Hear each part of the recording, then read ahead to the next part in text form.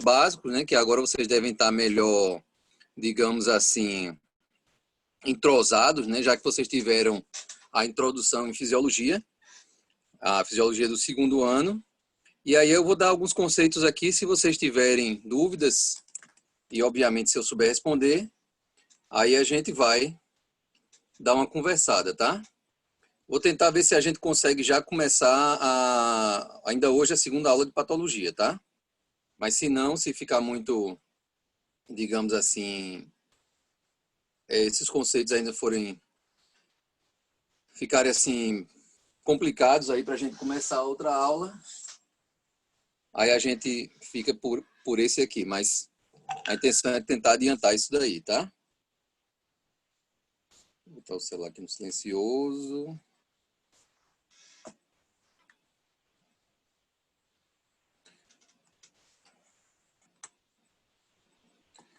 Tá, como função principal do sistema circulatório, a gente tem a questão do transporte, né? O sistema circulatório é responsável pelo aporte de oxigênio e de nutrientes para outros órgãos, também responsável por mandar o sangue para os pulmões para acontecer a eliminação do CO2 e o aporte de oxigênio, né? Além disso, ele também tem função fundamental no transporte de hormônios, né? Para fazer as regulações corporais. E também, como uma das funções importantes, a gente tem a questão do controle térmico, né? Ele é responsável por levar o calor central para a periferia e daí, através de mecanismos que aí vocês já conhecem, né? Como, por exemplo, a eliminação de suor pela pele, manter a estabilidade da temperatura corporal, né? Então, a função principal é de transporte, né? Um aporte de oxigênio e nutrientes necessários para os processos metabólicos nos tecidos, transporte e eliminação, né, das excretas nitrogenadas e outras substâncias para os rins e outros órgãos de excreção, e o transporte dos hormônios necessários para regular a função corporal.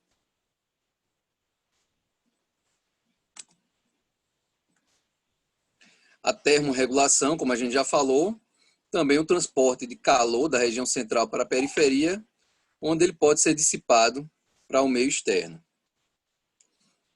A organização do sistema circulatório, a gente tem um órgão principal, né, que é uma bomba, né, que é o coração, e a gente tem o sistema de distribuição, que são os vasos, né, principalmente falando em vasos, artérias e veias. Daí esse sistema ele vai se dicotomizando cada vez mais, tornando vasos mais delgados, até que a gente chega nos capilares, né, onde realmente são realizadas as trocas propriamente dito, né? Sai CO2, entra O2, sai as excretas, essas excretas são eliminadas, são jogadas nos rins para ser eliminadas do organismo, e também entram produtos do metabolismo na circulação para que eles sejam carreados para os rins e para outros órgãos onde podem ser depurados, como exemplo do fígado. A gente tem que entender que os órgãos principais, né, como o cérebro, o próprio coração e os rins, eles geralmente têm prioridade nessa circulação. Ou seja, qualquer tipo de prejuízo à homeostase, à nossa função do organismo, o sistema circulatório tende a promover vasoconstricção ou uma atitude inversa como vasodilatação para trazer maior aporte de nutrientes necessários a determinados órgãos. Mas sempre lembrando que pode existir uma centralização dessa circulação para poder priorizar os órgãos vitais, né? Digamos assim, os órgãos vitais, como são chamados, cérebro, coração, rins, fígado, entre outros. Hoje em dia está muito em voga, né, a questão das tromboses que estão ocorrendo, principalmente por causa do coronavírus, né? Nós temos pacientes que se recuperam algumas vezes do quadro pulmonar Eles voltam a ter um quadro pulmonar estável, né, com a função pulmonar preservada, e do nada eles apresentam um quadro de tromboembolismo em determinados órgãos, muitas vezes sendo esses responsáveis pela morte. Nós tivemos agora, há pouco tempo, um colega médico que venceu a questão do comprometimento pulmonar, né? Saiu de uma UTI, saiu do tubo, e infelizmente ele desenvolveu e pior ainda, provavelmente dentro de uma anticoagulação plena, né, com heparina, ele desenvolveu trombose em um vaso mesentérico, comprometendo assim uma grande área de circulação intestinal, levando a uma necrose intestinal maciça, inoperável, e assim vocês entendam como é a agonia desse processo de obstrução da circulação. Ele mesmo estando com a função pulmonar preservada, ele desenvolveu esse trombo, e ele infelizmente foi considerado como paciente inoperável, sem nada mais o que fazer, a não ser esperar o desfecho fatal. Infelizmente, a gente tem que ver essa questão da circulação sanguínea como uma coisa bem importante para o nosso estudo. Nos casos de sepse também, né, o choque séptico, muitas vezes a gente tem a formação desses trombos, né, não relacionados muitas vezes com infecção viral, mas relacionado com quadros bacterianos severos. A gente tem que lembrar também das obstruções agudas, né, que ocorrem quando placas de ateroma elas são deslocadas, né, de um determinado vaso para um vaso importante, aí destacando os vasos cerebrais, né, gerando aqueles AVCs isquêmicos, lembrando das artérias coronarianas, né, formando as áreas de infarto cardíaco, muitas vezes responsáveis pela morte, nem sempre por isquemia, mas às vezes por uma questão de comprometimento no sistema de condução, gerando arritmias. Isso a gente vai ver mais adiante, né, que a musculatura cardíaca ela é diferente da musculatura esquelética, apesar de também ser estriada. Ela tem um sistema de emaranhado onde o comprometimento de um determinado grupo de células pode trazer um comprometimento maior, inclusive no ritmo cardíaco, né? Gerando processos de arritmia. E lembrando também naqueles quadros de hipercoagulabilidade e pacientes que são submetidos a tratamentos cirúrgicos, aqueles pacientes que ficam muito tempo acamados no leito, e inclusive mulheres jovens, muitas vezes em uso de contraceptivos, que têm uma história familiar ou não de forma principalmente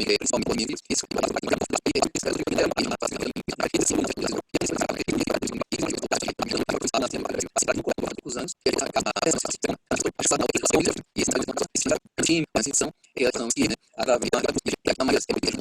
uma resistência, e o nome de atrofia, a miocardial atrofia, então você tem um aumento do tamanho dessas células dos miocárdios, né, das células musculares cardíacas, e aí depois numa segunda fase, onde já essa hipertrofia ela perde a sua eficácia, ela entra num processo de miocardiopatia dilatada. E aí nós vimos, né, na nossa aula expositiva, né, naquele nosso caso clínico, justamente a evolução de um paciente com insuficiência cardíaca devido a uma miocardiopatia dilatada. Aí uma ilustração, né, para a gente ver a circulação do coração esquerdo e a circulação do coração direito, só para a gente dar uma relembrada, né? O coração esquerdo ele traz o sangue rico em CO2 que vem da parte cefálica, né? Através da veia cava superior, se junta com a veia cava inferior, entra ali no nosso átrio esquerdo, desse átrio esquerdo passa para o nosso ventrículo esquerdo e aí vai ser oxigenado nos pulmões. Esses pulmões voltam esse sangue para o nosso coração esquerdo, e daí esse coração esquerdo ele vai entrar na grande circulação. Os dois conceitos importantes que a gente vai ver mais adiante é o conceito da pré-carga e da pós-carga cardíaca, que no outro grupo a gente teve uma dificuldade de entendimento, mas eu usei um exemplo muito didático e a gente vai ver isso aí um pouco mais adiante. A organização funcional, a gente já falou um pouco, né? O coração é a bomba, né, de sangue e distribui o sangue oxigenado aos tecidos. O sistema venoso coleta o sangue desoxigenado dos tecidos e retorna ao coração. E os capilares são onde ocorrem as trocas de gases, nutrientes e do material que vai ser eliminado, né, o material para a excreção. A circulação pulmonar é um sistema de baixa pressão, em torno de 12 milímetros de mercúrio, né, uma média de 12 milímetros de mercúrio, e liga a circulação e troca de gases nos pulmões.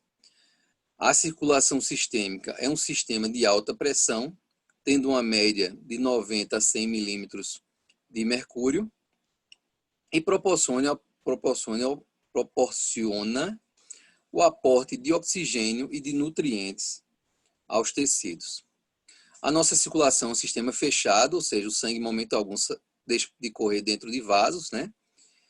De modo que o débito cardíaco direito e esquerdo eles devem ser iguais ao longo do tempo para a gente ter um funcionamento eficaz na circulação. Ou seja, se a gente tem um aumento da pressão dessa circulação pulmonar ou um aumento da pressão dessa circulação sistêmica, o coração ele vai sofrer alguns mecanismos adaptativos, né, que no início são alterações sutis, geralmente associadas a ritmo ou força contrátil, e aí no segundo tempo ele vai sofrer um fenômeno de amoldamento, né, que esse amoldamento ele é essas alterações que ele vai sofrer muitas vezes são alterações de forma irreversível, e aí são princípios adaptativos que têm uma tendência inicial a compensar, seja a resistência, seja uma anemia crônica, seja os mecanismos de resistência da hipertensão arterial,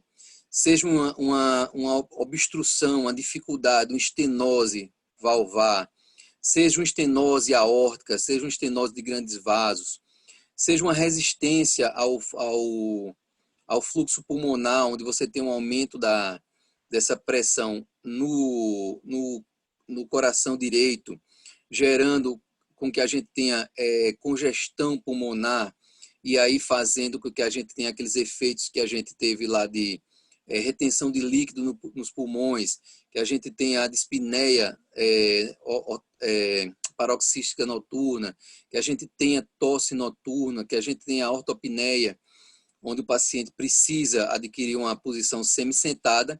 Por quê? Porque a gente viu, e vocês mesmos descreveram, quando vocês responderam as questões, que aí você tem um acúmulo de líquido naquela circulação, gerando uma dificuldade, né, dessa distribuição desse sangue. Então, o sistema circulatório ele tem que funcionar de forma harmônica, porque tanto o comprometimento do coração direito como o comprometimento do coração esquerdo, a curto, médio e longo prazo, vão ter alterações que vão não se limitar apenas ao coração direito ou ao esquerdo, como também alterar muitas questões da circulação sistêmica e até mesmo modificar o funcionamento de outros órgãos. A gente sabe que os primeiros mecanismos regulatórios, eles são principalmente bioquímicos, né? Onde você tem alterações hormonais, ativação daquele sistema renina, angiotensina, aldosterona, que vai tentar compensar, gerar vasoconstricção, gerar mecanismos compensatórios cardíacos, onde a gente vai, onde a princípio eles podem, né, ser corrigidos facilmente com o uso de medicações antihipertensivas, ou correção de uma estenose de vaso, uma estenose existente, de forma que eles são ainda reversíveis. A partir do momento em que a gente começa a ter alterações fisiológicas e anatômicas no coração, como a hipertrofia de câmaras cardíacas,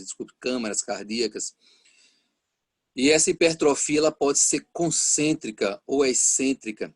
Quando ela é concêntrica, a gente tem um aumento da musculatura para dentro desses ventrículos, e dessa forma, esse aumento dessa musculatura vai fazer com que a gente tenha um enchimento menor dessas câmaras cardíacas. E, dessa forma, o coração vai sofrer um amoldamento, muitas vezes irreversível, que ele vai precisar cada vez mais de alterações, de um feedback de alterações para poder tentar compensar essa lesão inicial que a gente viu muitas vezes.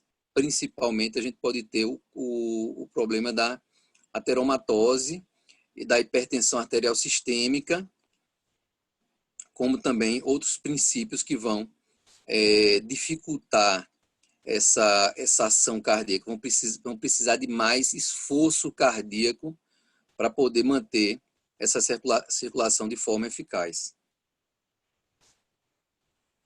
Fatores importantes para a gente ter a preservação do nosso fluxo sanguíneo, tá? Agora que eu notei, na outra aula, eu já fiz essa aula com a turma B, eu acho que fugiu um slide aqui sobre a questão do fluxo laminar.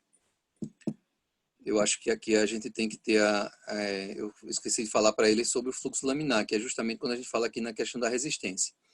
Então, a pressão. O fluxo sanguíneo ele tem que ser determinado por um gradiente de pressão entre duas extremidades. Se a pressão for igual entre duas extremidades do vaso, esse sangue não vai correr. Isso é uma coisa óbvia. Então, a pressão, ela determina, ela é um fator determinante desse fluxo entre duas extremidades de um vaso. A resistência, né, é o gradiente que o sangue precisa superar à medida que se movimenta através dos vasos. Ou seja, se a gente tem uma resistência, por exemplo, vascular periférica, se a gente tem uma estenose, se a gente tem algum princípio que atrapalhe essa circulação sanguínea, a gente vai precisar de um maior aporte, né, de força nessas contrações cardíacas, nesse funcionamento cardíaco, para poder vencer essa resistência. E o fluxo, a resistência é determinada pela viscosidade sanguínea, pelo diâmetro do vaso e pela pressão aplicada.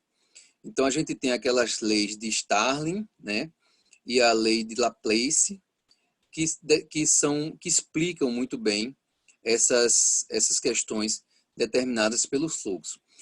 A questão da viscosidade sanguínea, a gente sabe que o fluxo ele tem que ser laminar, onde a gente tem a concentração principal dos elementos figurados do sangue, né, plaquetas, hemácias e em menor número, os leucócitos, correndo, fazendo uma corrente mais rápida no centro do vaso, e esse sangue com menos elementos figurados correndo na periferia. Isso tem importância para você ter um fluxo laminar, ou seja, um fluxo sem a presença de turbilhonamento, e também evitar que esses elementos do sangue, principalmente as hemácias, choquem com a parede dos vasos. A gente sabe que o choque, o trauma mecânico desses elementos no endotélio, ele gera uma reação no endotélio, uma reação inflamatória, que é responsável pela presença, né, a inflamação e a formação de trombos ou placas de ateromatose também associadas à deposição de gordura. Então, se a gente tem um vaso que tem uma formação sacular focal, como a gente tem nos casos dos... Como é, amor? Tá, leva o cartão. Você vai pegar o cartão? Pega o cartão aí, senão você vai passar vergonha lá. Tá aí minha carteira. Tá aqui.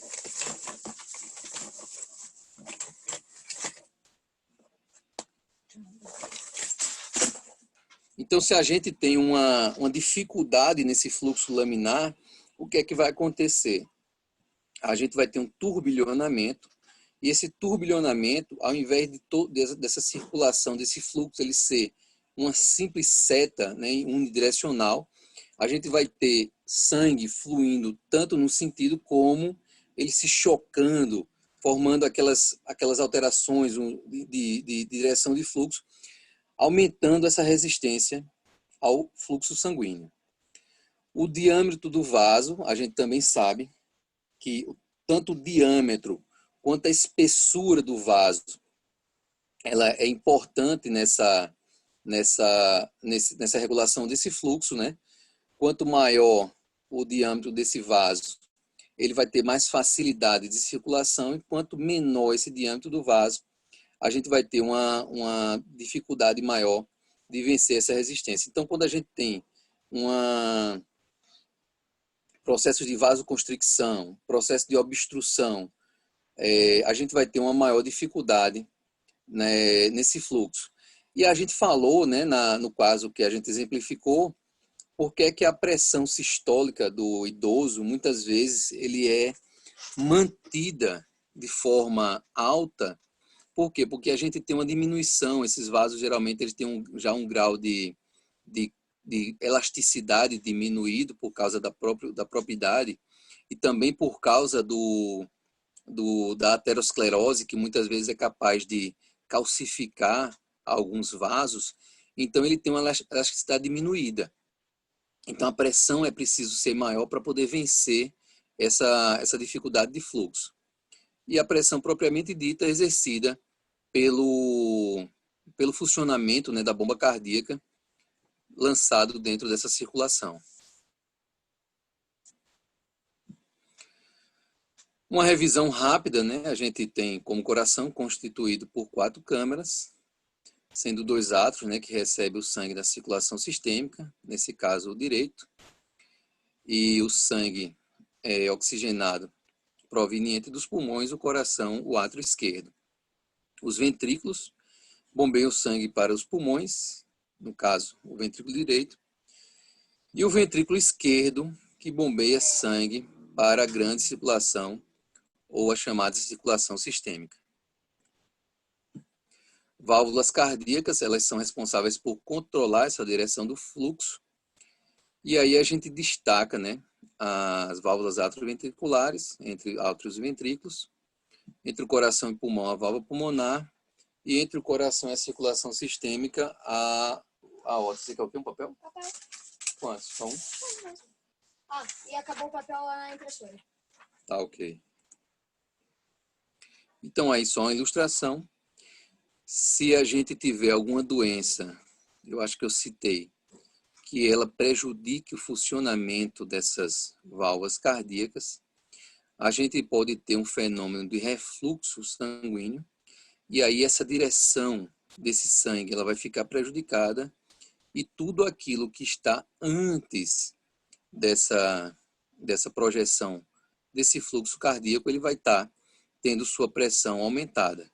Se os defeitos forem nas válvulas que vão regular esse fluxo da circulação pulmonar, a gente vai ter um aumento dessa pressão pulmonar, obviamente tendo sempre um pulmão congesto, um pulmão com mais líquido do que o normal, e aí desenvolvendo aqueles fenômenos de congestão, às vezes de hipertensão pulmonar, às vezes também desenvolvendo os quadros de edema agudo pulmonar, que são quadros graves, são urgências clínicas graves, que podem levar o paciente à parada cardiocirculatória rapidamente devido à hipoxemia que esse paciente vai desenvolver pela presença de líquidos dentro dos alvéolos pulmonares.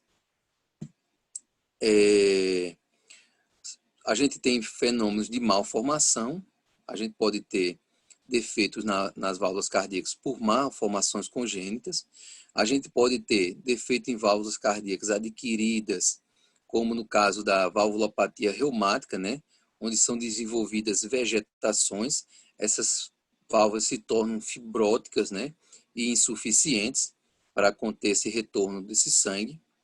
E a gente pode também ter valvulopatias adquiridas, que podem ser por rupturas de cordões tendíneos, no caso de isquemia crônica de musculatura cardíaca, como a gente pode também, nos casos avançados de cardiopatias dilatadas, esse coração ser tão grande, né, o crescimento, o aumento do coração ser tão grande, que obviamente as válvulas, por serem estruturas fibrosas, elas não conseguem acompanhar esse desenvolvimento.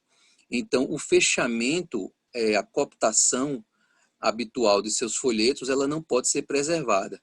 E aí a gente pode ter tanto a insuficiência como sim, a gente vai ter a insuficiência desses mecanismos de retenção. E aí a gente vai ter esses refluxos de sangue. Muitas vezes sendo responsáveis clinicamente por aquelas alterações que a gente viu, como sopros cardíacos e também como formação de terceira bolha. Se eu tiver muito rápido, vocês dêem uma paradinha e perguntem alguma coisa, tá? Beleza. O miocárdio... Oi, alguém quer falar? Não, só falei que estava tranquilo, professor. Não precisa se preocupar, não. Tô meio atacado para ver se a gente consegue já entrar na outra aula, né, na outra apresentação que a gente tem, e também ver se a gente consegue pelo menos concluir, discutir alguma coisa dessa apresentação que a gente está vendo, que na verdade é uma revisão, um pouco de revisão de anatomia e um pouco de revisão de fisiologia, né?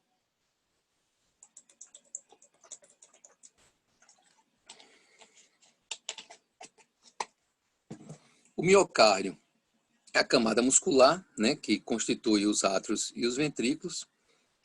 Diferente da estimulação e do funcionamento da musculatura esquelética, né, que também é estriada, que se contrai, as fibras se contraem através de um processo de contração unitária, individual de cada unidade. Ela funciona como um sincício, ou seja, ela possui interligações, ela é como se fosse uma malha, uma rede de células interligadas e proporciona aquela contração rítmica, né, isovolumétrica, onde a contração de uma célula ela vai ser responsável por estimular a contração das suas células vizinhas. E essa contração dessas unidades de forma harmônica são responsáveis pelo fenômeno da sístole cardíaca, né, que é quando você tem a contração desse coração. Então, a explicação disso é porque eles possuem discos intercalares entre suas células que permitem a comunicação imediata desses sinais elétricos. O ciclo cardíaco, a sístole, consiste na contração dos ventrículos com ejeção sanguínea e a diástole, o relaxamento com enchimento das câmeras. O débito cardíaco é o termo que a gente usa para designar a quantidade de sangue bombeada a cada minuto. Então, ele vai depender do volume de sangue que a gente tem dentro daquela câmara cardíaca, associada também à frequência com que esse coração vai se contrair. Aí a gente vai ter a medição do débito cardíaco. A reserva cardíaca é o percentual máximo de aumento do débito cardíaco que pode ser alcançado acima do nível de repouso normal, ou seja, quando você tem uma necessidade maior de demanda, né, para determinados órgãos, como no caso dos atletas, por exemplo, eles têm uma reserva cardíaca melhor e ele tem durante o trabalho físico, a necessidade de um maior aporte, né, de sanguíneo para os órgãos, principalmente aqueles atletas, não são os atletas de explosão, né, porque aqueles atletas de explosão é muito rápido o trabalho muscular e um período muito curto, mas principalmente aqueles atletas maratonistas, por exemplo, onde você tem esforço por um longo período de tempo. Então, geralmente, eles têm essa reserva cardíaca bem mais presente. A gente falou aqui na questão no eletrocardiograma, do eixo cardíaco, né, que geralmente ele está ali entre a posição de 3 horas e a posição de 6 horas, e ela tem uma tendência a cada vez mais se centralizar a partir do momento em que o indivíduo ele tem um preparo físico maior, né? A partir do momento que aqueles indivíduos são atletas. Então, o coração, a bomba cardíaca de um atleta, por exemplo, no repouso, ele chega a trabalhar melhor do que uma pessoa, trabalha bem melhor do que uma pessoa normal, com uma frequência cardíaca menor. Por quê? Porque ele tem um rendimento cardíaco, um débito cardíaco e uma reserva cardíaca melhor do que essa pessoa. Então, o funcionamento é melhor com menos frequência. Então, não é de se admirar você ter uma pessoa que faz exercícios físicos, um atleta, com uma frequência cardíaca muito baixa. E ainda assim, ele no estado digamos assim, de hipernecessidade circulatória, no estado de maior necessidade de aporte, como no caso de uma competição, ele ainda assim manter sua frequência cardíaca dentro dos limites. Quando um sedentário ou uma pessoa normal tem aquela sensação de taquicardia, que o coração quase vem na boca, e frequências cardíacas que vão até o limite máximo, 140, 150, digamos, ultrapassa o limite fisiológico de 100 batimentos por minuto, e aí vão até uma frequência muito elevada quando a gente tem uma necessidade maior de exercício. Por exemplo, eu fui carregar um peso um dia desses, subindo um barranco, né? E aí, quando eu terminei de chegar no final do barranco, eu praticamente estava... eu conseguia sentir que a minha frequência cardíaca estava com mais de 120. Precisei respirar, precisei descansar, relaxar bem, para poder essa minha frequência cardíaca voltar ao normal. Mas, assim, isso para poder preservar a minha função vital durante aquele exercício. Já um atleta, uma pessoa que subiu o barranco junto comigo, que era uma pessoa que tinha um preparo físico maior, ele subiu o barranco com peso muito maior. Nesse caso, ele subiu com um motor de polpa de um barco, e o cara chegou em cima do barranco, né? Isso já era a terceira viagem que ele tinha levado o tanque, os peixes. Eu praticamente estava levando só a isca e a vara de pescar. Cheguei quase morrendo em cima do barranco, e ele, depois de 3 subidas, ele não se encontrava de forma alguma ofegante ou apresentando qualquer sinal de aumento da sua frequência cardíaca. Então, são mecanismos que a gente tem para poder compensar a necessidade energética e circulatória do corpo. Como é que a gente chama? Talvez vocês já tenham visto isso aí, né? Quando vocês viram com o professor Rogério as drogas cardíacas. Como é que a gente chama o efeito de aumento da frequência cardíaca? 2 conceitos: aumento da frequência e aumento da força cardíaca. Que termo a gente utiliza? Da frequência taquicardia, né, professor? Não, esse é o termo taquicardia, aumento da frequência, mas digamos assim, uma droga responsável por aumentar a frequência cardíaca, ou uma droga capaz de aumentar a força de contração cardíaca. São 2 fenômenos diferentes. São 2 termos. Oi? Inotropismo? Inotropismo, excelente. Inotropismo é aumento da força cardíaca, de contração, da eficácia da contração cardíaca e da frequência. É parecido. Como? Cronotropismo. Crono tem a ver com tempo. Então, a frequência cardíaca é cronotropismo. Então, a gente tem determinadas drogas. Por exemplo, um paciente que entra com insuficiência cardíaca, aquele paciente nosso que entra com insuficiência cardíaca. Na minha época, a gente tinha uma medicação que a gente usava muito em pacientes com edema pulmonar, e hoje a gente não tem. Eu acho que ela deve ser substituída por uma droga com menos complicações ou drogas mais modernas, que era o Sedilanide. Hoje em dia, a gente não tem mais nos pronto atendimentos. Mas um paciente, por exemplo, que entrava com edema agudo pulmonar, um paciente que tinha insuficiência cardíaca, que ele estava encharcado com o pulmão, o que é que a gente fazia imediatamente? A gente entrava com bolos de diuréticos, né? A furosemida ali, botava 4 ampolas de uma vez só, repetia com 10 minutos, repetia com meia hora. A furosemida para quê? Para tentar secar, tirar esse excesso de líquido que aquele paciente estava encharcado. E a gente também entrava com uma medicação que aumentava essa força de contração daquele coração grande dele dilatado. Ou seja, a gente aumentava o inotropismo cardíaco, a gente aumentava a capacidade do músculo cardíaco de efetuar uma contração eficaz.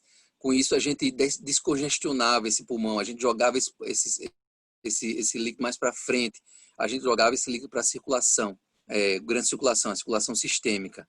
Então, são conceitos que vocês vão, aos poucos aqui com a nossa aula, vão tentar, e a gente vai tentar introduzir para vocês e entender. Então, inotropismo, cronotropismo tem outra ação, tem outra droga que tem uma ação sobre o coração, que eu não me lembro o termo que a gente usa.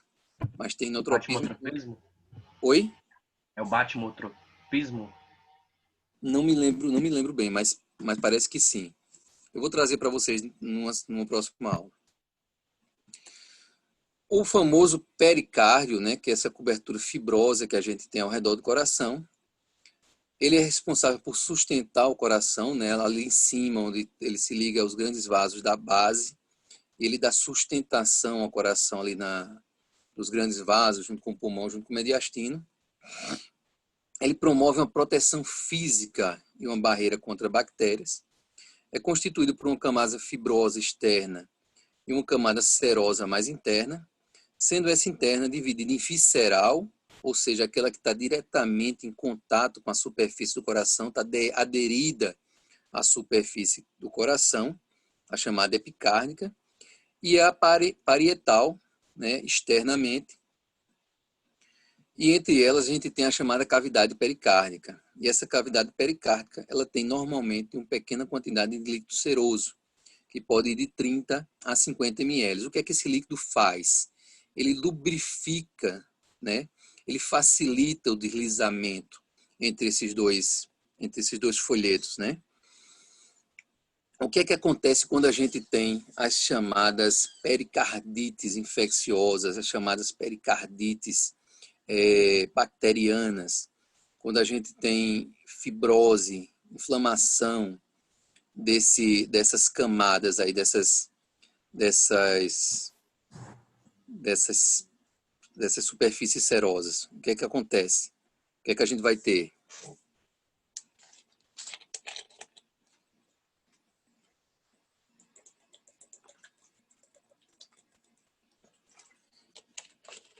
Bora lá, bora lá. Falem, participem, chutem, errem. Professor, repete aí, por favor. Existe uma patologia, né? Vamos supor, uma bactéria, ela consegue vencer essa proteção desse pericárdio aí nessa região da cavidade pericárdica. Devido a isso, ela pode se multiplicar, achar um meio ali propício para se multiplicar, e aí ela gerar uma chamada pericardite, né? Uma inflamação aí nesses folhetos serosos.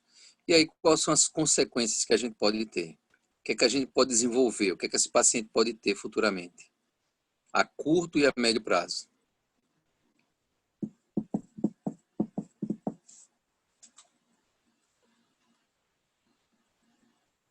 Professor, não sei se o tamponamento, mas poderia aumentar a quantidade de líquido, né, dentro da cavidade pericárdica.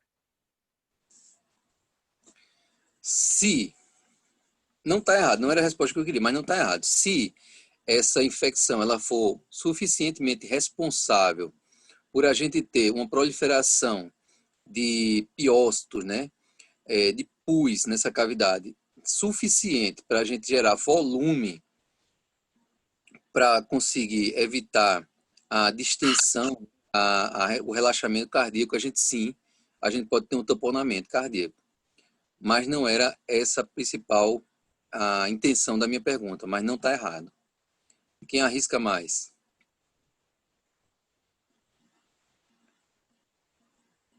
Tem duas coisas ainda para a gente falar sobre isso aí.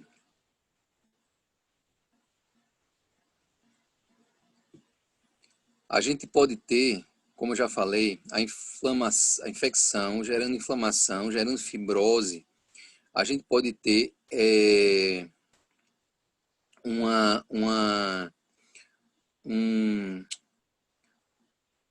tornar esse pericárdio áspero. E a gente pode ter aquelas pericardites, onde você pode ter uma dor intensa nesse mecanismo de deslizamento, né? Através dessas pericardites.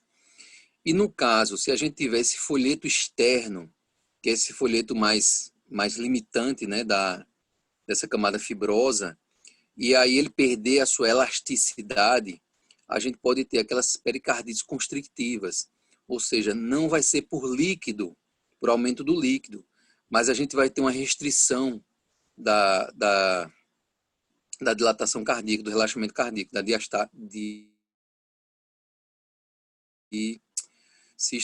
diástole, tá? Então a gente vai ter uma dificuldade na diástole. Por quê? Porque essa camada ela pode formar uma fibrose em toda a sua extensão. E aí ele vai perder essa capacidade de movimentação, de elasticidade, entendeu? Dessa camada fibrosa. E aí a gente vai ter pericardite constrictiva. Esse paciente pode ser que precise fazer algum tipo de intervenção para justamente esse pericárdio fibrosado, ele não limitar esse movimento de relaxamento do músculo cardíaco, tá bom? Mas a sua resposta não foi errada. Realmente a gente pode ter um piopericárdio desenvolvendo tamponamento cardíaco, mas é muito raro, tá? Porque essa quantidade para chegar a uma quantidade de líquido de pus, né, de piócitos suficiente, o paciente já morre antes de sepse. A infecção já atinge o miocárdio e muitas vezes leva à falência da bomba cardíaca, antes de desenvolver um tamponamento por pus. Ok? Ok?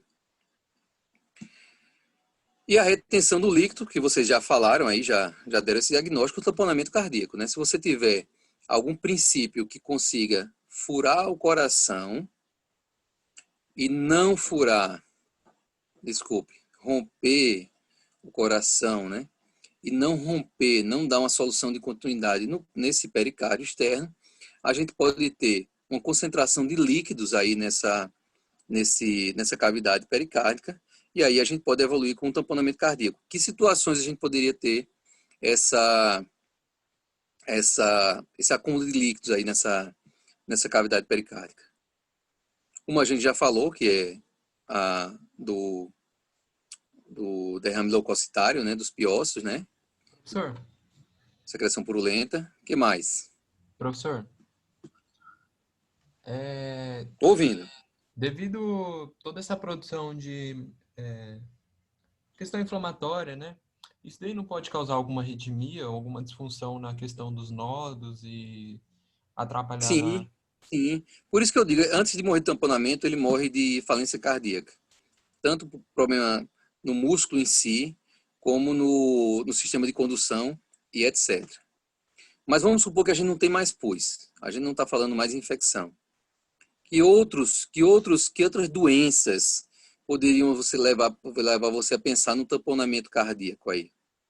Numa concentração maior de líquido aí nessa cavidade pericárdica?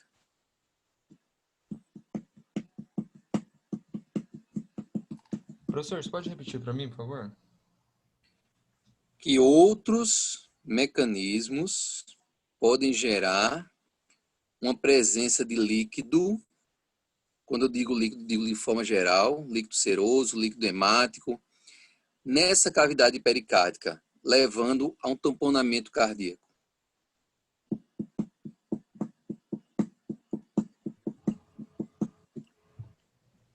Trauma, pode, né? Legal. Trauma. Se você tiver algum tipo de perfuração cardíaca, eu tive o caso do menino lá, não sei se eu mostrei para vocês, eu acho que mostrei em sala para vocês, que houve uma penetração, foi uma heterogenia, houve uma penetração de um catéter, através de uma necessidade de introduzir um catéter venoso central, e aí perfurou a musculatura cardíaca. Ele não entrou em arritmia, era um menino jovem, mas ele foi capaz, caprichosamente, de colocar a extremidade do catéter ali, perfurando essa camada interna epicárdica e sem perfurar a camada externa parietal. E aí, quando houve infusão de líquidos, a criança fez um tamponamento cardíaco e morreu.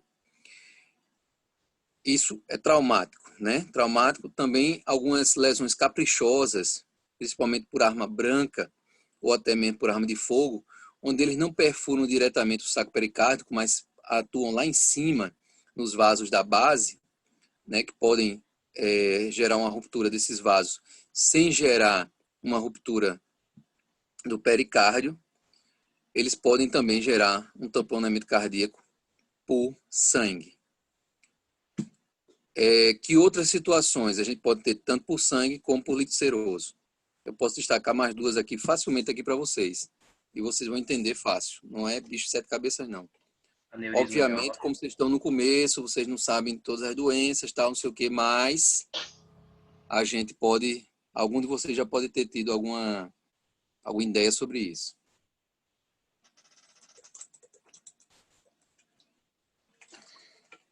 Tem uma que leva à retenção de sangue e tem outra que leva à retenção de líquido seroso, sem ser por trauma, digamos assim, por doenças naturais. Enquanto vocês vão pensando aí, eu vou olhar aqui o chat, aqui o que é que colocaram aqui.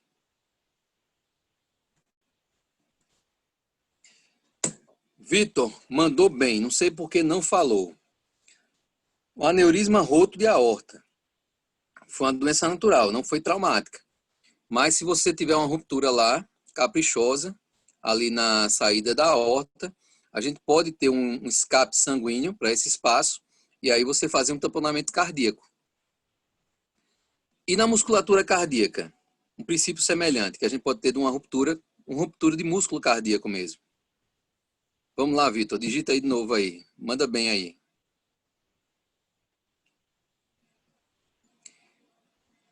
Vou adiantar. Infartos antigos, microinfartos que não levam o paciente à morte, mas às vezes deixam uma camada muito delgada de miocárdio, só fibrose.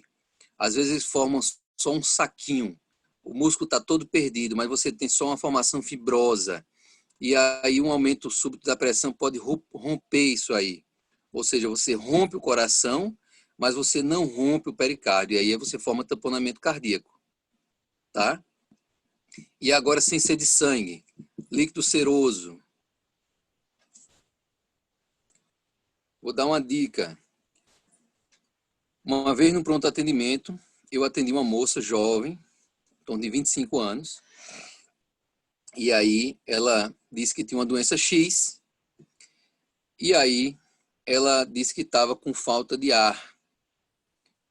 Eu fiz um raio-x, pedi uma radiografia, tá? Ela disse que estava com um mal-estar no peito e uma falta de ar. A gente fez um raio-x.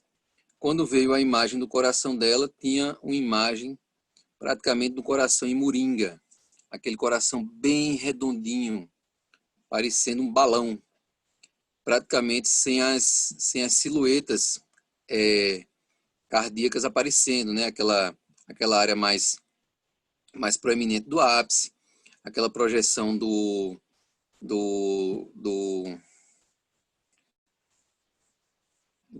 ventrículo direito. Ela praticamente tem uma imagem de uma bola, de um círculo nesse coração. E aí a gente viu que ela estava fazendo um fenômeno de tamponamento, só que é de uma doença crônica, não é de uma doença aguda e nem do sangue. Ela tinha esse desconforto porque ela estava secretando ali entre esses folhetos. Alguém aí imagina uma doença aí? Chagas? Oi? Doença de Chagas? Não, foi um bom chute, mas não é o Chagas. Lúpus. Ela tinha lúpus e ela fez uma serosite, ou seja, ela fez uma inflamação desse pericárdio. Professor, O lúpus, muitas vezes, ele é capaz de desenvolver serosites, e aí essa paciente tinha um aumento dessa secreção desse líquido seroso, tá? Essa mesma paciente tinha um passado de necessidade de ter feito uma punção pericárdica para esvaziar esse líquido, de tão acentuado que foi esse aumento desse líquido seroso nessa cavidade pericárdica. Então, imagine aí, paciente jovem que começa a ter dificuldade, né, respiratória, dificuldade, que sentir um mal-estar, né, precordial. E aí, quando a gente vai fazer um raio-x, você vê aquela imagem, você não tem nem ideia do que é, se você não conhecer essa patologia. E aí ela tinha justamente um derrame seroso nessa cavidade pericárdica. Ok? Por que acontece... O coração em moringa é o aumento da área cardíaca também, não é? Consequência do aumento da... Coração em moringa, veja bem, o coração em moringa é um nome que a gente dá a uma imagem radiológica, tá? Ele pode ter no Chagas, sim, né, onde a gente vai ter um aumento global desse coração, onde praticamente você tem quase formando uma simetria, né? O coração está muito grande, e aí ele fica quase simétrico, você não tem aquela silhueta cardíaca mais voltada para a esquerda, que é o normal, e aí você tem aquela formação circular, como se fosse uma garrafa de moringa. Desculpe, uma moringa, né, que é uma fruta que o pessoal usa para fazer cabaça, né? Aquilo lá, eu acho que é isso. Ou a imagem de... Não sei como é que chama. É moringa mesmo, aquela garrafa de barro, né? Que o pessoal usa muito nos sertões aí, que tem aquela forma circular. Tem uma parte superficial mais estreitada. É filtro de barro, professor. Não, homem, não confunda as coisas, não. Filtro de barro eu sei o que é também. Filtro de barro é aquele que a gente tinha antes, né? Dos esterilizadores Isso aí é cantil que você está falando, é cantil. É um cantilzinho, a moringa. Eu mostrei para vocês numa aula a imagem. É aquela garrafinha de barro que tem a parte mais superior estreita, e embaixo tem aquela bolinha ali de barro. Mas vou passar. Depois, jogue no Google aí, bote imagem moringa, ou então bota garrafa e moringa, alguma coisa que vocês vão ver bem bonitinho aí, direitinho para fixar. Eu tenho aqui a imagem, mas vai demorar muito tempo para eu poder achar para vocês, tá? Mas assim, o que a gente chama de coração em moringa é uma imagem radiológica, tá bom? E aí ele pode ter, uma das principais teologias é o Chagas, como realmente você acertou aí. Mas não só ela pode dar essa imagem, tá? Então fica essa curiosidade para vocês um dia, se vocês tiverem, eu com 20 anos de formado, eu só vi uma vez um derrame pericárdico seroso ou uma paciente lúpica, né? Algumas doenças autoimunes, lúpus, artrite reumatoide, onde você tem realmente uma agressão nas superfícies serosas, né? Seja pulmonar, seja abdominal, seja cardíaca, você pode ter. A paciente tinha passado também de derrame pleural, né? Fica a curiosidade aí para um dia vocês lembrarem de mim quando vocês acharem uma dessas alterações aí. Então, como quem falou antes foi o Vitor, né? O Vitor falou ali o aneurisma de aorta. Vocês vejam aí como a crosta da aorta, ela está ali acima do coração e está ali abaixo do reflexo nosso pericárdio. Então, se você tem uma lesãozinha caprichosa abaixo desse pericárdio ali que rompe essa aorta, você pode ter esse derrame sanguíneo para dentro dessa cavidade pericárdica, formando assim um tamponamento, tá? Pacientes sifilíticos, eles formam também, eles agridem a íntima dos vasos e eles podem formar aneurismas aí nessa região. Já tive um caso também de uma moça jovem que morreu de um aneurisma sifilítico de aorta, e aí ela fez tamponamento cardíaco. Chegou lá no SVO, a gente não sabia nem por onde começar, porque a história clínica dela no SVO, diferente do ML, a gente colhe a história anteriormente, né, de como aconteceu o óbito. E aí, quando a gente abriu, a gente viu aquele tamponamento cardíaco horrível.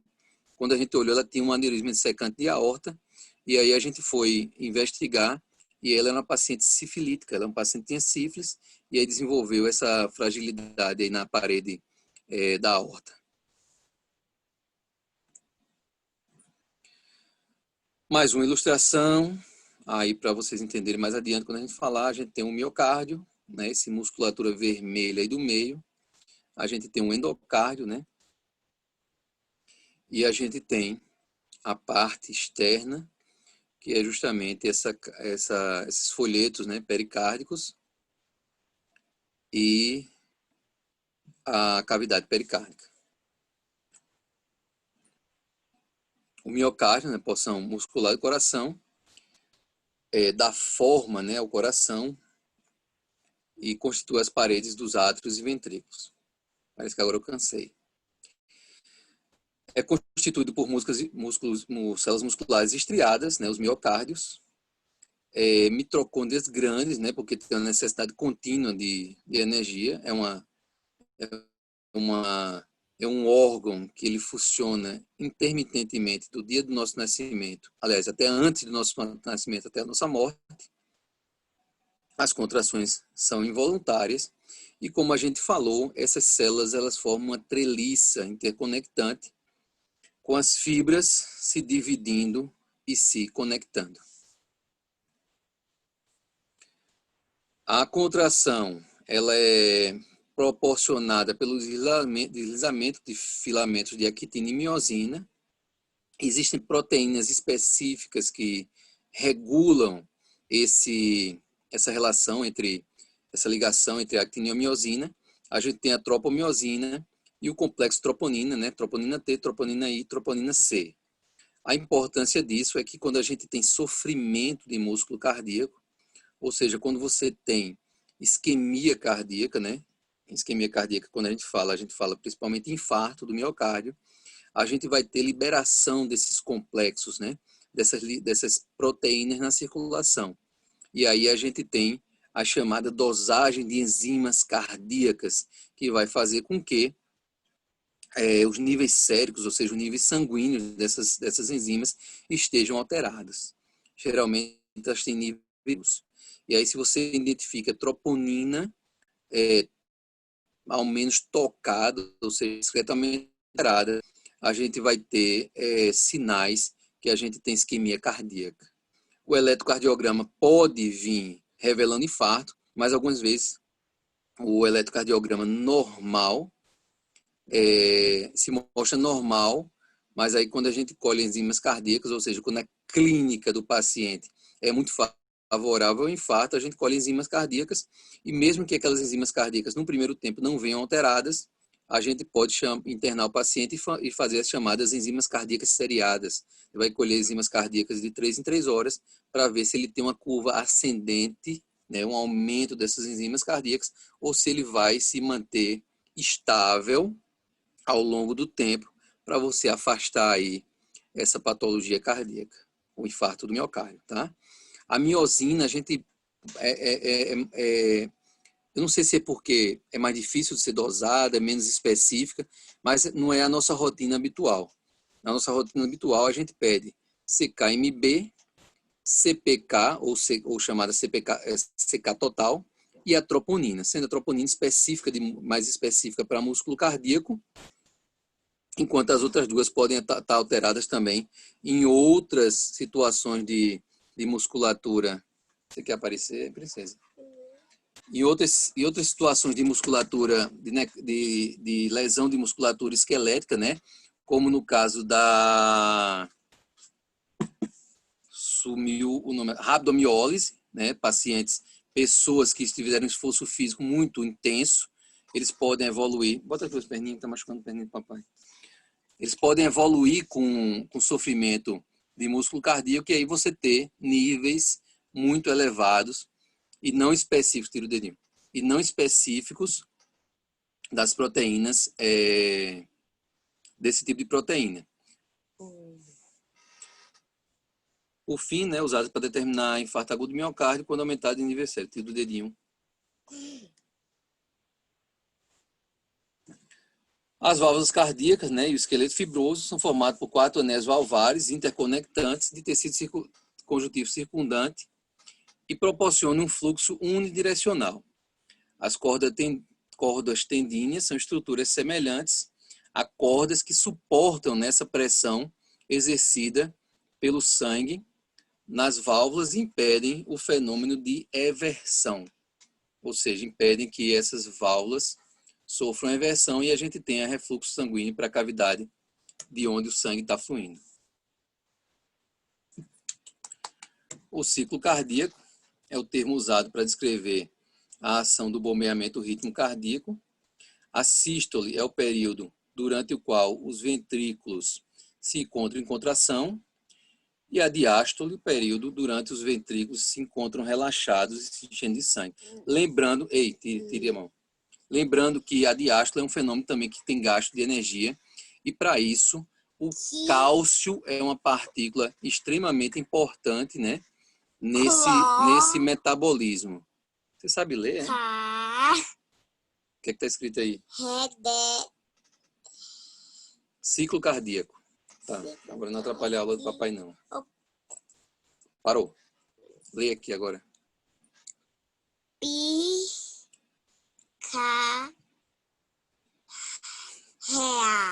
Pré-carga representa o volume de sangue que o coração precisa bombear a cada batimento, e ele é determinado em grande parte pelo retorno do retorno venoso ao coração com o estiramento das fibras musculares cardíacas, ou seja, a força que o coração vai, o estímulo para a contração, sai daí, você vai estragar a sua pintura. A força que o coração vai contrair esse miócito depende do estiramento dele. Se esse estiramento é ineficaz, não atinge o nível ideal, ele vai ter uma força menor. Se esse estiramento é muito grande, ou seja, aqueles feixes de actina e miosina, eles têm o seu limite ultrapassado, eles também vão ser ineficazes. A força máxima de contração e o débito cardíaco são alcançados quando o retorno venoso produz uma elevação no enchimento diastólico final do ventrículo esquerdo. Que situação a gente pode falar onde a gente não tem um retorno venoso adequado no coração? Cadê o pessoal aí da medicina legal? Cadê o pessoal da liga? Vai, dá pausa. Eu não estou dando pause, não. Eu estou dando aula. Eu não posso dar pause, não. Desliga só o São Paulo. Não vou ligar nenhum som, não. Vou desligar, não. Já está acabando. Daqui a pouco a gente conversa. Vai para lá, vai para lá, vai para lá. Não precisa nada, não. Vai para lá, vai para lá. Não. Não. Não, Maria. Som. É rapidinho, só para tirar o som, rapidinho. Vai.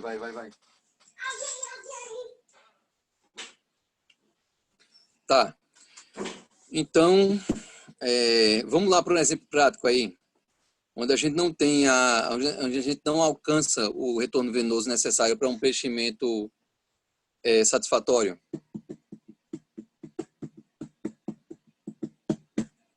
ICC? Não era o exemplo que eu queria, não. Hipertensão portal, professor?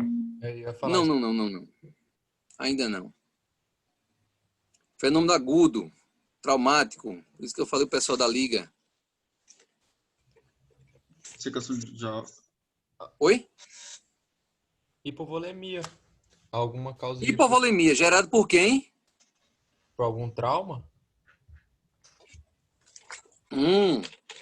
Se a gente tem um cara que levou um tiro, uma facada, uma ruptura de um órgão abdominal num acidente de trânsito, começa a perder sangue, ele vai ter hipovolemia. Não vai encher o coração de forma correta, a bomba cardíaca pode estar totalmente preservada, mas ela não vai ter o estímulo do enchimento. Então, a gente vai ter um prejuízo à chamada pré-carga. Pós-carga é a pressão ou trabalho de tensão do coração. É a pressão que o coração deve gerar para movimentar o sangue para o interior da aorta, ou seja, a pressão que ela tem que ejetar para vencer a resistência da circulação sistêmica. É dominada por pós-carga porque o trabalho apresentado ao coração é denominada pós-carga porque é o trabalho apresentado apresentado ao coração depois de ter começado. Ou seja, esse aí o Samuel me questionou na turma B para tentar uma explicação, e eu tentei achar uma explicação mais ou menos, digamos assim, adequada entre a diferença de pré-carga e pós-carga. Quem aqui mora em prédio? Quem aqui mora em um edifício alto? Ou já morou?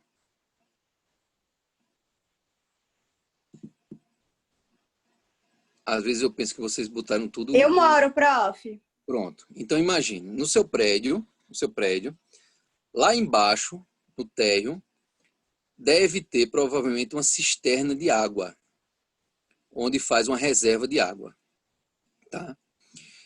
A pré-carga seria o movimento da bomba, que tem um cano, geralmente um poço artesiano, que vai puxar a água lá da terra para jogar dentro dessa cisterna, para acumular água. Isso aí seria um exemplo prático, a pré-carga. Essa altura desse poço artesiano, a profundidade desse poço artesiano, ele vai depender do lençol freático da sua região.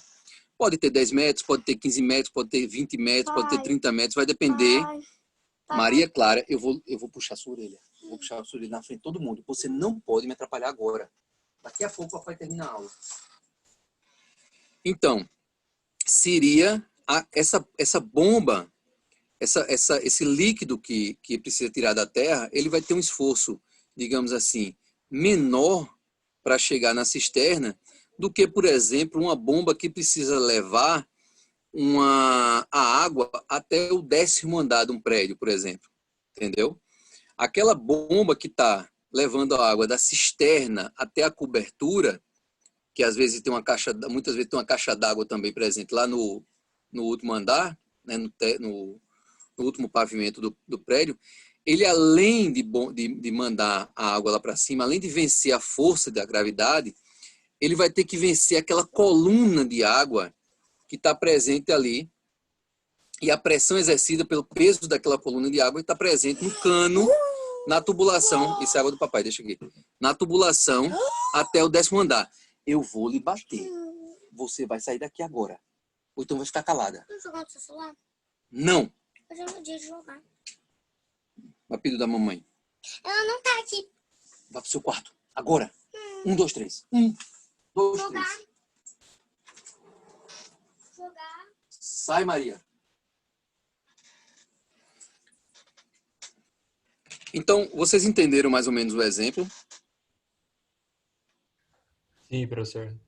Se eu pego uma água do poço para jogar na cisterna... Oi.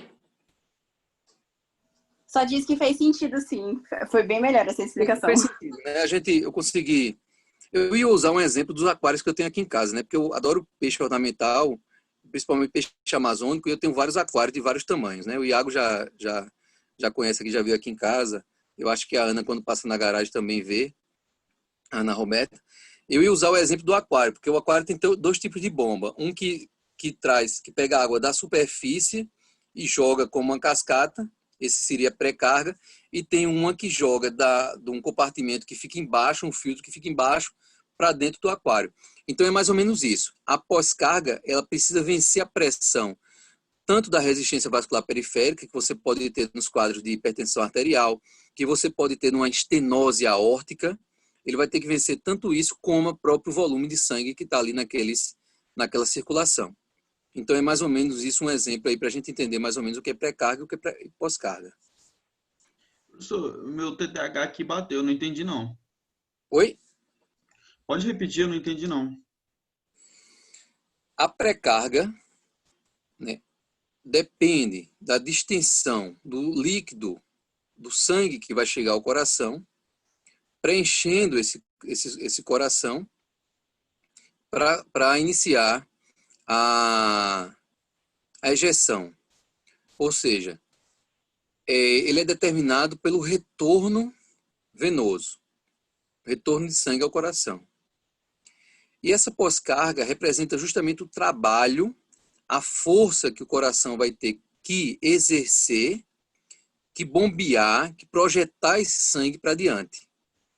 Então, por exemplo, no coração esquerdo, no ventrículo esquerdo, ele tem que contrair de forma que ele vença a resistência de todo o sangue que está lá presente nos vasos da grande circulação, da circulação sistêmica, além de outros mecanismos. Por exemplo, se você tem uma vasoconstrição periférica, se você tem uma estenose aórtica, onde você tem diminuição da luz, você tem um aumento do esforço desse coração para poder fazer essa projeção desse sangue para frente.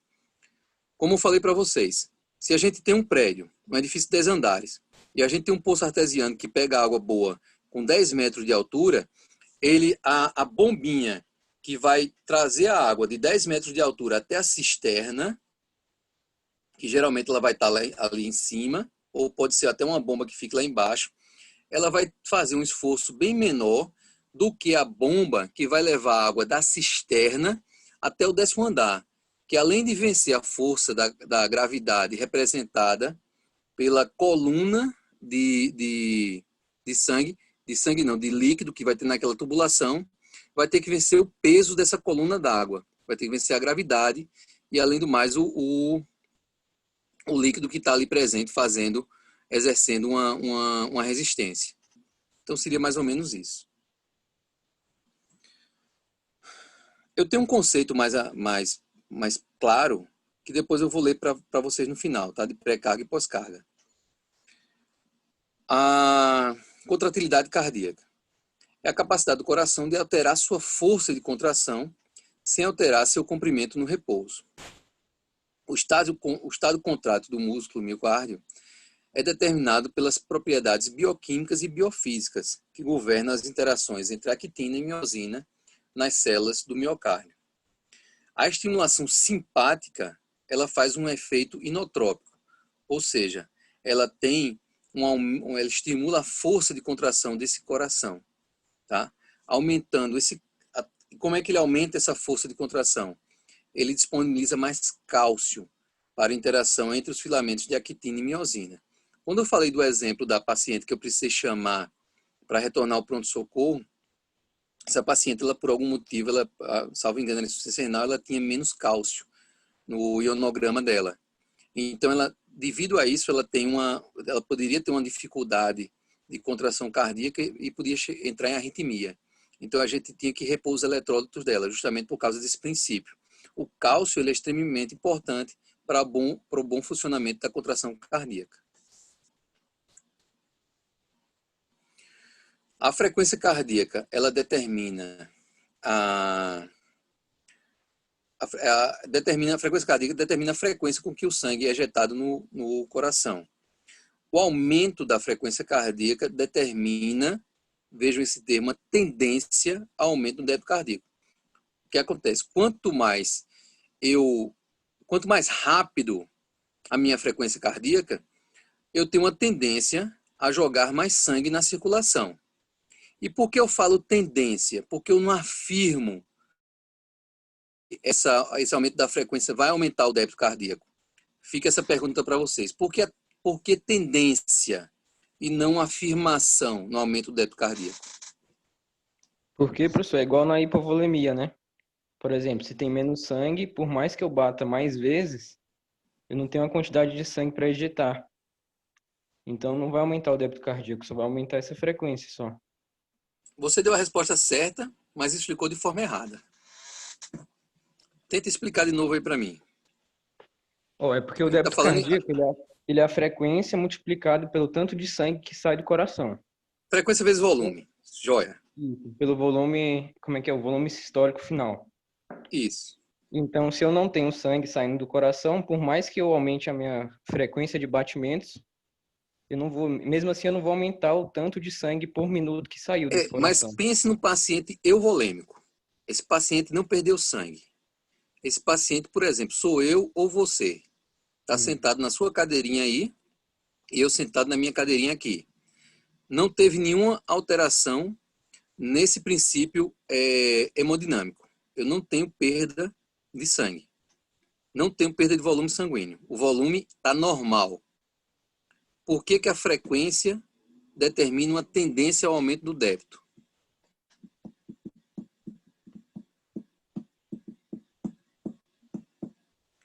Nós dois estamos euvolêmicos. Porque aí depende de outros estímulos, né, professor? No caso, seria um estímulo simpático. Seria a contração, professor, da vasculatura? Não.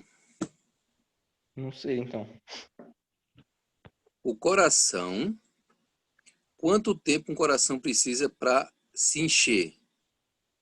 Relaxamento do coração. Eu vou diminuir a diástole, então não vai dar tempo suficiente para encher de sangue, né? Excelente, excelente. Vamos supor, eu estou aqui no meu compartimento aqui da minha casa, no meu escritóriozinho, dando aula para vocês. Aí chega uma mensagem no celular, minha mulher saiu agora para o salão, chega uma mensagem no celular, uma compra de R$3.000. A minha frequência cardíaca vai acelerar imediatamente. Alguma coisa está errada. Se a minha frequência, por exemplo, chegar a uma frequência tão alta que eu não tenha tempo dos meus ventrículos se relaxarem para encher de volume sanguíneo, eu não vou conseguir bombear volume nenhum praticamente. Se você ejeta adrenalina no paciente e a frequência cardíaca dele vai para 200, o coração não tem tempo de se encher. Então, por isso que a gente fala uma tendência.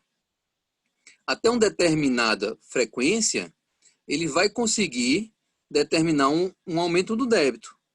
Por quê? Porque você vai ter um tempo de relaxamento adequado para que ele consiga bombear alguma coisa. Mas se eu tiver uma frequência muito alta, a gente não vai ter aqueles 800 milissegundos, que seria o tempo da diástole. A gente não vai ter esse tempo. Então, a gente praticamente não vai bombear nada. Vai bombear um volume muito pequeno. Então, a gente lembrando, débito é frequência vezes volume. Se a frequência alterar muito, a gente não consegue o volume adequado para ser bombeado. Beleza? Vamos lá. Ué, acabou? E acabou.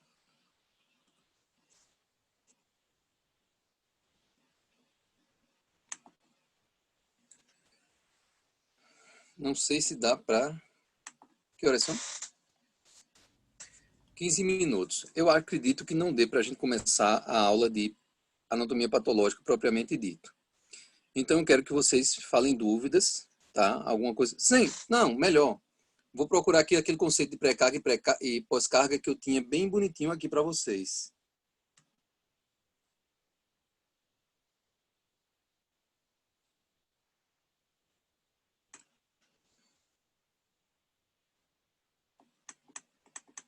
Ó, vamos lá. Vocês estão me ouvindo? Sim, professor. Oi, pronto. Pré-carga. O estiramento dos sarcômeros individuais regula o desempenho cardíaco e é o máximo no final da diástole. Em situações agudas, a elevação da pressão e do volume diastólico finais constitui um mecanismo fisiológico compensatório que permite um aumento do trabalho cardíaco. Essa é a chamada lei de Starling para o coração, tá? Então, ou seja, dependendo do aumento da pressão arterial e desse volume diastólico final, a gente pode ter uma compensação fisiológica que melhora o nosso trabalho cardíaco. E isso obedece à lei de Starling. A pós-carga é a força contra a qual o músculo cardíaco vai se contrair, corresponde à resistência ou à impedância vascular periférica. Ou seja, toda a pressão que está do ventrículo para frente, ela influencia na pós-carga. Ela pode ser avaliada pela equação de Laplace, dois pontos. Tensão parietal, ou seja, a parede do vaso, é o produto da pressão. Tensão parietal é o produto da pressão pelo raio da cavidade. Essa é a equação de Laplace. Então, seria mais ou menos isso. Um é o enchimento cardíaco, gerando uma força de contração. O outro é a contração que o coração precisa ter para poder ejetar esse sangue para frente dele. E a gente frisa aí que principalmente da questão do coração esquerdo, que é o que pode ter mais resistência para esse sangue para a circulação. Ô, professor, mas dessa forma, então teriam a pós-carga também no ventrículo direito para a artéria pulmonar, certo? Uhum. É porque tem algumas referências que ele traz, tipo, muito específico, pós-carga para ventrículo esquerdo com a aorta e pré-carga com átrio direito com ventrículo direito. Mas aí tá tudo interferindo no enchimento cardíaco, né? Sim, sim. Então, quem vem para o coração representa a pré-carga. Quem sai do coração representa a pós-carga. Sim, entendi. É porque às vezes eles ignoram meio que no conceito o sangue que vem do pulmão, né? Ele só traz o sangue que vem de uma parte sistêmica do corpo. Porque é o mais importante, né? Eu acho que aí é o mais Sim, com importante até certeza. para a gente ter fenômenos de alterações sistêmicas. Beleza. É até porque a pressão é E maior isso, a também, né? pressão, a pressão pulmonar é muito baixa, né? A gente viu lá 12 milímetros de mercúrio, enquanto que a outra pressão, em média, de 90 a 100, né? Podendo ser bem maior. E aí vai depender de fenômenos, como a gente falou, da fluidez sanguínea, da resistência, hipertensão arterial, obstruções e tal. Isso tudo vai influenciar aí nessa função cardíaca. Beleza, professor. Top demais. Pessoal, essa aula não foi, digamos assim, ainda o ideal, tá? Fisiologia, confesso que eu tenho um pouco de dificuldade. A gente tem aí 20 anos aí de estrada já, e eu não tô muito, digamos assim, com intimidade, né, com a fisiologia, estou mais com a patologia. Mas assim, revendo esses conceitos, eu ainda vou preparar uma aula de elétrica cardíaca para vocês, que vai ter também sistema de condução, relacionar um pouco com o eletrocardiograma, tá?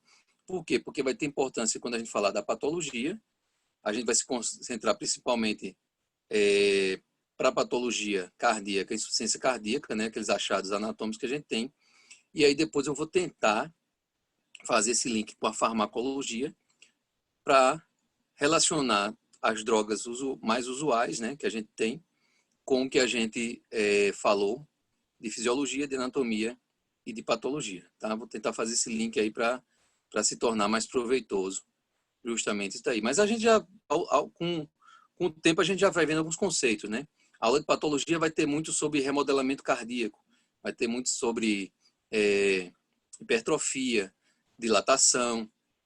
A gente já viu aqui em fisiologia alguns conceitos como inotropismo, cronotropismo, tá? Que às vezes vocês veem, mas como a carga é muito alta, principalmente no básico, né? Aí vocês terminam passando batido alguns conceitos. Mas vamos tentar revisar isso daí, tá? Pessoal, eu fiquei muito feliz porque eu recebi de vocês, graças a Deus, eu sei que vocês me elogiam muito, né? Agradeço demais, mas eu melhorei um pouco mais, eu acho que ficou mais próximo do que vocês querem. Vou tentar atingir um nível cada vez melhor nessas aulas, né? Estudando melhor, distribuindo melhor o material mais adequado, né, para a nossa disciplina, né, que eu descobri agora no meio do ano, que era fisiopatologia, tá bom?